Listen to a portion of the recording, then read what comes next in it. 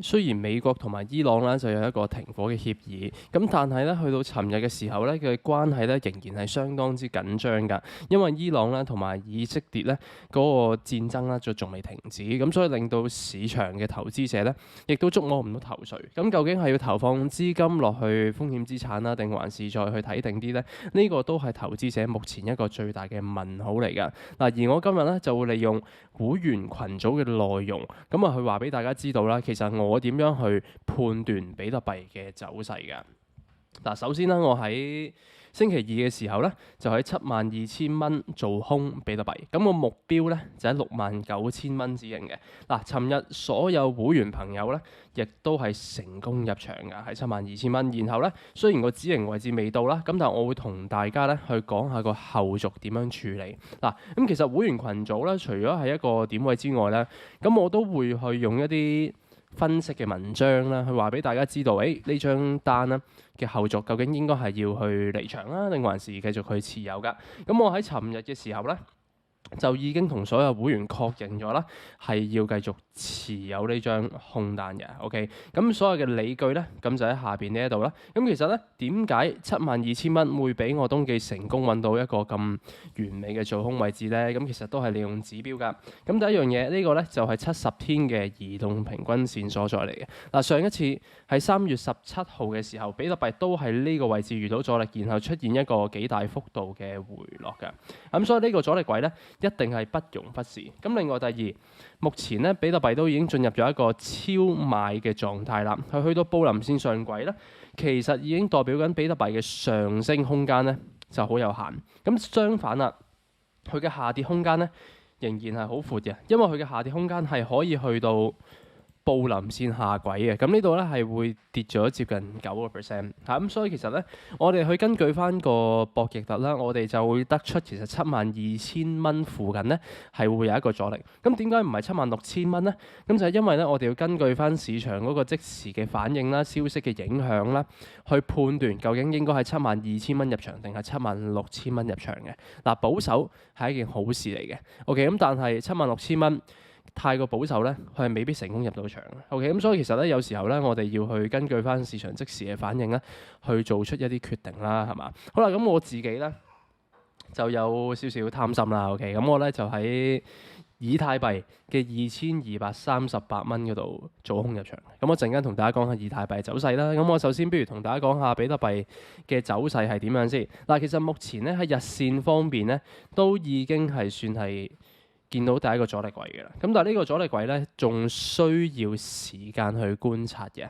點解咧？因為目前嘅市場咧係有好多唔同嘅消息去影響啦，係嘛？如果伊朗同以色列真係再次發動大規模嘅戰爭或者空襲嘅話啦，咁其實都係會對市場造成一定嘅負面影響嘅。咁撇除一啲消息嘅影響啦，咁指標咧，我同大家透露過呢度係有個下行空間啦。好啦，咁既然日線方面已經知道有阻力位嘅話咧，我哋就開始用一啲小時級別去判斷市場嘅走勢啦。嗱，咁其實咧喺小時級別咧72,800蚊咧，尋晚呢度已經係建立咗一個雙重頂啦。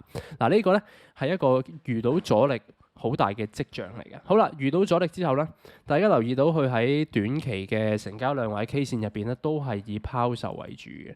咁如果我哋開翻15分鐘嘅話啦，咁呢度咧都算係有一個下行通道嘅。OK，咁所以話如果市場根據翻個劇本咁樣走嘅話咧，喺短期呢度咧係會有個下跌浪出現嘅。咁最壞嘅情況會去到邊個位咧？嗱，咁因為咧其實咧佢呢個上升嘅速度好急啊，咁所以其實咧呢個位置咧係會好容易出現一啲大幅度嘅拋售。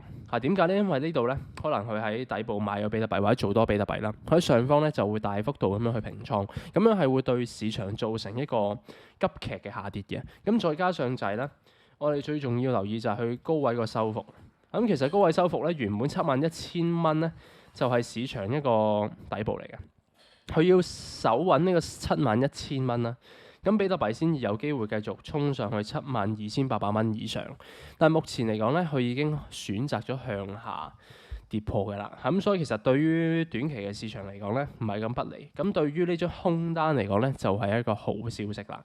因為市場咧係走緊一個弱勢啊。咁所以其實喺短期嚟講咧，我哋會去利用1小時去判斷一下，究竟呢張空單啊應該係繼續持有定係應該去離場嘅。咁其實咧，最緊要係啲咩咧？最緊要係要揾到一個漂亮嘅入場位置，因為你72,000蚊做空入場，其實你可以去有更加耐性啦、信心啦，去觀察下市場後續嘅走勢嘅。咁相反話，如果你喺71,000蚊入場嘅話咧，呢個位置係唔上唔落，你都唔知道話究竟比特幣會唔會繼續跌落去，定係衝上去，或者有時候假突破咧，都會令到自己嘅信心咧係會受損嘅。咁所以其實咧，會員點位就係建立緊一個信心，同埋揾一個最漂亮嘅入場位置俾咁多位會員朋友。好啦，如果個市場真係繼續向下嘅話，會點樣走咧？咁其實咧，佢係好大機會咧，就會去測試7萬蚊附近嘅關口，因為呢度咧，要進行一次支撐阻力互換嘅測試，咁但係因為咧我自己覺得佢個上升太過急啦，咁所以呢個支撐阻力互換嘅測試咧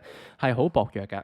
咁我自己覺得真正強大嘅支撐位啦，其實係日線嘅布林線中軌，咁就剛剛好咧，就喺我69,000蚊嘅止盈位置，所以我無論係入場啦定係止盈位置咧，我都係計得好清楚嘅。OK， 我係要好明確知道究竟市場邊個位置係好大機會遇到支撐咧？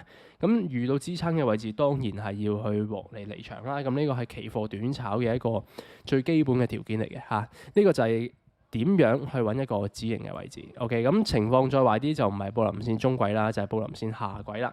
好啦，咁布林線下軌咧就會係喺65,000蚊附近嘅。好啦，咁但係要去到呢個位咧，其實市場都係一定要有一個具破壞性嘅利空消息嚇，咁可能就係伊朗同埋以色列嘅戰爭啦，咁樣先有機會會觸動到市場嘅向下回調嘅。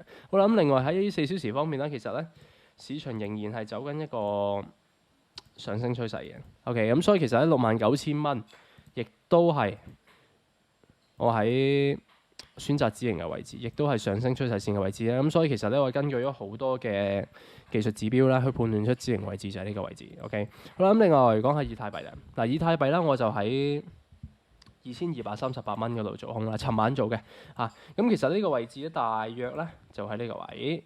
OK，咁如果我哋用15分鐘咧，大家就明白我點解會喺呢個位置嗰度做空㗎啦。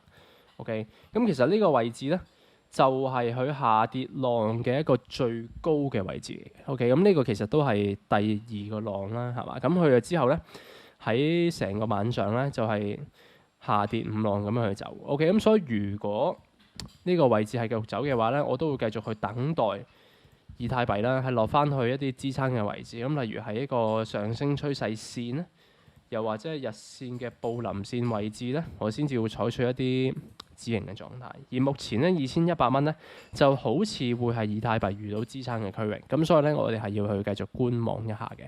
OK，咁所以呢張單咧，我係未平倉㗎。OK，咁目前係贏緊61% 度啦。OK，咁我會去繼續持有嘅。OK，因為我自己覺得佢仲有一個下跌嘅空間。